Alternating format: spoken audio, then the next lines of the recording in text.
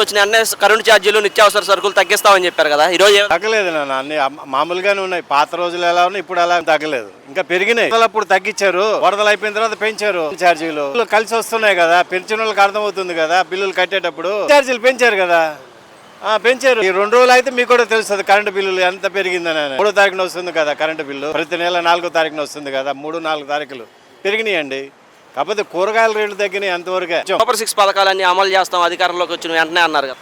అది వెంటనే మంత్రకాయలు చేయడానికి ఎవరి వల్ల కాదు కదండి. అదే అందుకే మంత్రకాయలు చేయడానికి ఎవరి వల్ల కాదు కదా. చేశారు కాబట్టి గ్యాస్ ఒకటి వచ్చి మహిళలకి ఉచిత బస్సు అన్నారు, ఏదో సంక్రాంతి అన్న ఉగాది అన్నారు కదా.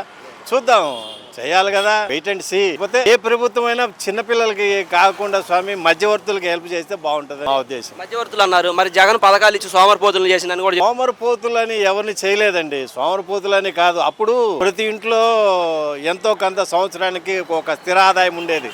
ఇప్పుడు లేదంటే సోమరిపోతులు అనకూడదు. అది ఇప్పుడు దేవుడికి మనం కానుకలు ఇస్తాము, అది కూడా సోమరిపోతే ఆయన సోమరిపో చేయడం అలా కాదు, అది తప్పది. సోమరిపోతు అన్నది కాదండి. కాకపోతే ఆయన ఇచ్చాడు, వినియోగించుకున్నారు వీళ్ళు. మరి ఇప్పుడు వీళ్ళు ప్రజల్లో డబ్బు లేదని అంటున్నారు కదా, అది కాదుగా. ఇప్పుడు అంత ముందు ప్రజల డబ్బు ఎందుకు లేదు, ఉన్నది. కాకపోతే అలా చెప్తారంతే, అంతవరకే. అది మరి పవన్ కళ్యాణ్ గారు గెలిపించండి దగ్గర నుండి చేస్తానని చెప్పారు కదా, ఆయన పిఠాపురం వరకు చేస్తున్నారు కదండి. మిగతా చేసేది పిఠాపురం వరకు చేస్తే ఎలాగండి. మిగతా ఆంధ్రప్రదేశ్ ఆయన ఉప ముఖ్యమంత్రి, మిగతా జిల్లాలన్నీ ఆయన కావా ఉప ముఖ్యమంత్రి అంటే? అన్ని చేయాలండి.